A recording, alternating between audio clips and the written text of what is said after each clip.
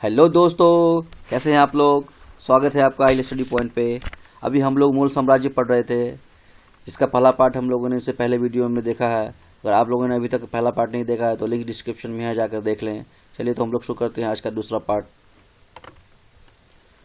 मुगल शासक औरंगजेब को क्या क्या और किस नाम से जाना जाता था, तो आलमगीर के नाम से जाना जाता था। मतलब औरंगजेब को जो है आलमगीर भी कहा जाता था।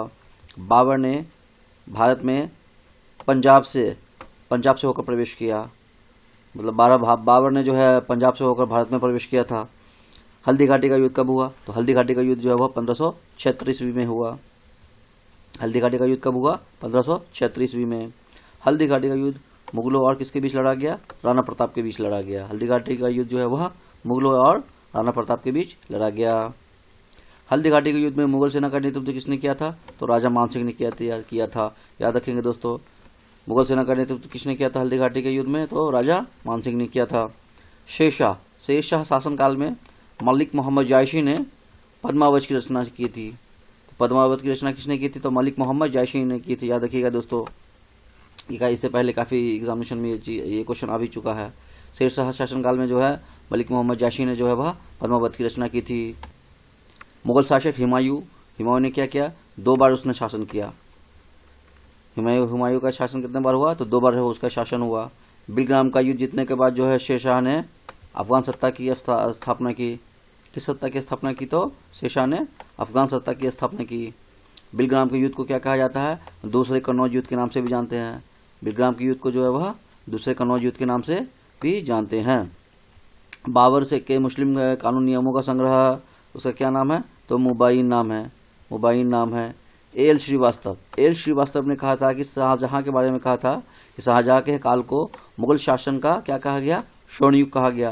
क्वेश्चन इससे पहले की बीपीएससी के काफी एग्जामिनेशन में विगत एग्जामिनेशन में आया हुआ है कि किसके काल को जो है मुगल शासक का स्वर्ण युग कहा जाता है, तो किसके काल को, तो शाहजहां के काल को मुगल शासन का स्वर्ण युग कहा गया है। यह किसने कहा है, तो यह एल श्रीवास्तव ने कहा है। जब्ती प्रणाली का जन्मदाता किसे माना जाता है, तो शेरशाह सूरी था।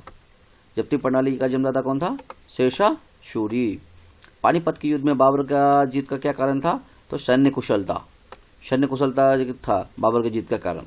मुमताज महल का वास्तविक नाम क्या है, तो अंजुमन बानो बेगम था। मुमताज महल का वास्तविक नाम जो था वह अर्जुमंद बानो बेगम था। अकबर ने सर्वप्रथम वैवाहिक संबंध जो है किसके साथ स्थापित किए, तो कछवाहों के साथ।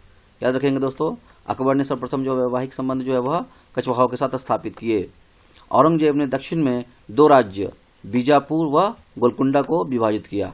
किसको विभाजित किया, तो बीजापुर व गोलकुंडा को दक्षिण में। ठीक है, किसने किया, औरंगजेब ने किया। मुगल बादशाह जहांगीर ने अपनी आत्मकथा किस भाषा में लिखी है, तो फारसी भाषा में लिखी है। जहांगीर ने अपनी आत्मकथा जो है वह फारसी भाषा में लिखी है। मुगलों को नवरोज का त्योहार पारसियों से मिला। किससे मिला, तो पारसियों से मिला। नवरोज का त्योहार जो मुगल मनाते थे वो किससे मिला था, तो पारसियों से नवरोज का त्योहार मिला था। बीबी का मकबरा, जिसे राबिया उद दौरानी का मकबरा के नाम से भी जानते हैं, उसे द्वितीय ताजमहल के भी कहा जाता है। याद रखेंगे दोस्तों, यह कौन थी, यह जो थी यह औरंगजेब की बीबी थी। ठीक है, तो बीबी का मकबरा के नाम से भी जानते हैं, राबिया उद दौरानी के नाम मकबरा के नाम से भी जानते हैं। उसे क्या कहा जाता है, तो द्वितीय ताजमहल के नाम से भी हम लोग जानते हैं। ठीक है, मुगल बादशाह औरंगजेब की सेना में सबसे अधिक क्या थे, हिंदू सेनापति थे। याद रखेंगे दोस्तों, औरंगजेब की सेना में सबसे अधिक हिंदू सेनापति थे। संगीतज्ञ कौन, तानसेन का मकबरा कहाँ है, तो ग्वालियर में है। तानसेन का मकबरा कहाँ है, ग्वालियर में है। गुलबदन बेगम कौन थी, तो वह बाबर की पुत्री थी। गुलबदन बेगम कौन थी, तो बाबर की पुत्री थी। महाभारत का फारसी अनुवाद जो है अकबर के काल में हुआ। किसके काल में हुआ, तो अकबर के काल में हुआ महाभारत का फारसी अनुवाद।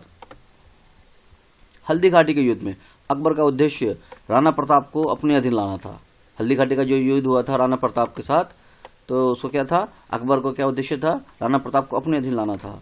मुगल सम्राट अकबर के समय का प्रसिद्ध चित्रकार कौन था, तो दसवंत था। दसवंत और बसावन था। ठीक है, यहाँ पे दसवंत है, याद रखेंगे दोस्तों इसको। मुगल सम्राट अकबर के समय जो प्रसिद्ध चित्रकार कौन था, दसवंत था। धर्मत का युद्ध, याद रखेंगे दोस्तों, धर्मत का युद्ध कब हुआ, तो 1628 ईस्वी में जो है वह धर्मत का युद्ध हुआ। धर्मत का युद्ध कब हुआ था, 1628 ईस्वी में। एतमाद-उद-दौला, एतमाद-उद-दौला का मकबरा कहाँ है? तो आगरा में स्थित है। एतमाद-उद-दौला का मकबरा आगरा में स्थित है। एतमाद-उद-दौला का मकबरा जो हुआ किसने बनवाया? तो नूरजहां ने बनवाया। नूरजहां ने बनवाया था एतमाद-उद-दौला का मकबरा। मध्यकालीन शासक ने पट्टा एवं कबूलियत प्रथा शेरशाह ने आरंभ की। पट्टा एवं कबूलियत प्रथा की प्रथा किसने आरंभ की? तो शेरशाह ने आरंभ की। ठीक है। अकबर ने कंठाभरण वाणी की उपाधि किसे दी? तो तानसेन को दी। तानसेन को दी कंठाभरण वाणी। किसलिए दी? क्योंकि वह एक संगीतज्ञ था। ठीक है, इसलिए उसे कंठाभरण वाणी की उपाधि दी। किसने दिया? तो अकबर ने दिया। याद रखेंगे दोस्तों। जो चित्रकला का शत्रु है वह मेरा शत्रु है। जो चित्रकला का शत्रु है वह मेरा शत्रु है। यह किसने कहा था? तो मुगल शासक जहांगीर ने कहा था। ठीक है। जो चित्रकला का शत्रु वह मेरा शत्रु, इसलिए जहांगीर के काल को क्या कहा जाता है? चित्रकला का स्वर्ण युग कहा जाता है। याद रखेंगे दोस्तों इस चीज को भी कि जहांगीर के काल को जो है चित्रकला का स्वर्ण युग कहा जाता है। क्यों कहा जाता है? इसलिए जहांगीर ने कहा था लाइन, जो चित्रकला का शत्रु है वह मेरा भी शत्रु है। बाबर के वंशजों की राजधानी कहाँ थी? तो समरकंद थी। याद रखेंगे दोस्तों, बाबर के वंशजों की राजधानी जो थी वह समरकंद थी। जहीरुद्दीन बाबर का जन्म कब हुआ? तो 1483 ईस्वी में कहाँ हुआ? फरगना में हुआ। 1483 ईस्वी में जो है वह फरगना में हुआ बाबर का जन्म। चंदेरी का युद्ध किसके किसके बीच हुआ? तो बाबर और मेदिनी राय के बीच हुआ। याद रखेंगे दोस्तों इस चीज को। चंदेरी का युद्ध जो है वह बाबर और मेदिनी राय के बीच हुआ। बाबर ने अपनी आत्मकथा तुजू के बाबरी किस भाषा में लिखी है? तो तुर्की भाषा में लिखी है। याद रखेंगे दोस्तों, यहाँ पे नहीं लिखा हुआ, मैं बता रहा हूँ। बाबर की आत्मकथा का नाम है तुजू के बाबरी और वो किस भाषा में लिखी है? तो उसने तो तुर्की भाषा में लिखी है। ठीक। बाबर अपनी उदारता के कारण जो है कलंदर के नाम से प्रसिद्ध था। बाबर जो अपनी उदारता के कारण किस नाम से प्रसिद्ध था? तो कलंदर के नाम से प्रसिद्ध था बाबर। दीन पनाह नगर की स्थापना किसने की? हुमायूं ने की। हुमायूं ने दीन पनाह नगर की स्थापना की। याद रखेंगे दोस्तों इस चीज को भी। हुमायूं ने जो है वह दीन पनाह नगर की स्थापना की। हुमायूं जो सप्ताह के 7 दिन अलग अलग रंग के कपड़े पहनता था।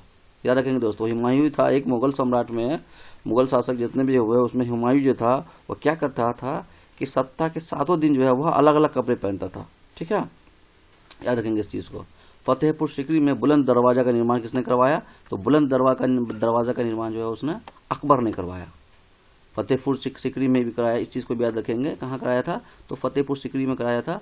बुलंद दरवाजा का निर्माण कहाँ कराया था? अकबर ने करवाया था। ठीक है, बुलंद दरवाजे का निर्माण जो है कब हुआ पूरा? तो 1575 ईस्वी में पूरा हुआ। ठीक है, बुलंद दरवाजे का निर्माण जो है वह 1575 ईस्वी में पूरा हुआ। इलाही संवत की स्थापना किसने की? तो अकबर ने थी। याद रखेंगे दोस्तों, इलाही संवत की स्थापना जो है किसने की थी? तो अकबर ने की थी। दास प्रथा का अंत जो है वह 1562 ईस्वी में किसने किया? अकबर ने किया। 1562 ईस्वी में है जो है अकबर ने दास प्रथा का अंत किया। जहांगीर ने नूरुद्दीन, याद रखेंगे दोस्तों, जहांगीर ने नूरुद्दीन की उपाधि धारण की थी। किसकी उपाधि धारण की थी? तो नूरुद्दीन की उपाधि धारण की थी जहांगीर ने। याद रखेंगे दोस्तों, जहांगीर ने निसार नामक सिक्के चलाए थे। क्वेश्चन आ जाता है दोस्तों कि निसार नामक सिक्के किसने चलाए थे? तो जहांगीर ने चलाए थे। जहांगीर ने निसार नामक सिक्के चलाए थे। जहांगीर ने न्याय के लिए अपने महल में क्या किया थी? सोने की जंजीर लगवा दी थी। इसलिए जहांगीर को न्याय के लिए याद किया जाता है दोस्तों। ठीक है, जहांगीर को न्याय के लिए याद किया जाता है। क्यों किया जाता है? क्योंकि उसने न्याय के लिए जो है अपने महल में सोने की जंजीर लगवा दिए थे। मयूर सिंहासन का निर्माण जो है किसने करवाया था? तो शाहजहां ने करवाया था। याद रखेंगे दोस्तों, मयूर सिंहासन का निर्माण किसने करवाया था? तो शाहजहां ने करवाया था। ताजमहल का निर्माण जो है कितने वर्षों में पूरा हुआ? तो 22 वर्षों में पूरा हुआ। 22 वर्ष लग गया दोस्तों ताजमहल को बनाने में। ठीक है, औरंगजेब गद्दी पर बैठने से पहले जो है कहाँ था? दक्कन का गवर्नर था। औरंगजेब जो है गद्दी पर बैठने से पहले जो है दक्कन का गवर्नर था। गुण समंदर की उपाधि किसने धारण की? तो शाहजहां ने गुण समुद्र की उपाधि धारण की थी। याद रखें दोस्तों इस चीज को भी। गुण समुद्र की उपाधि जो है वह शाहजहां ने धारण की थी। शेरशाह का मकबरा कहाँ है? तो सासाराम, जो कि बिहार में स्थित है, दक्षिण बिहार में स्थित है। सासाराम जो है वहां स्थित है शेरशाह का मकबरा। नगीना मस्जिद कहाँ स्थित है? तो आगरा में स्थित है। नगीना मस्जिद कहाँ स्थित है दोस्तों? तो आगरा में स्थित है। औरंगजेब के शासन के दौरान मुगल साम्राज्य की सीमाएं सबसे ज्यादा विस्तृत हुई। औरंगजेब के शासन के दौरान मुगल साम्राज्य की सीमाएं जो है सबसे ज़्यादा विस्तृत हुई थी। याद रखेंगे दोस्तों, औरंगजेब के दौरान जो है मुगल साम्राज्य की सीमाएं सबसे ज़्यादा विस्तृत हुई थी। तो आशा करता हूं दोस्तों यह वीडियो हमारी आपको अच्छी लगी होगी। अगर हमारे वीडियो को अभी तक आपने सब्सक्राइब नहीं किया है तो प्लीज़ सब्सक्राइब कर लें और बेल आइकन दबाना न भूलें, जिससे हमारी आने वाली नोटिफिकेशन आपको मिलती रहे।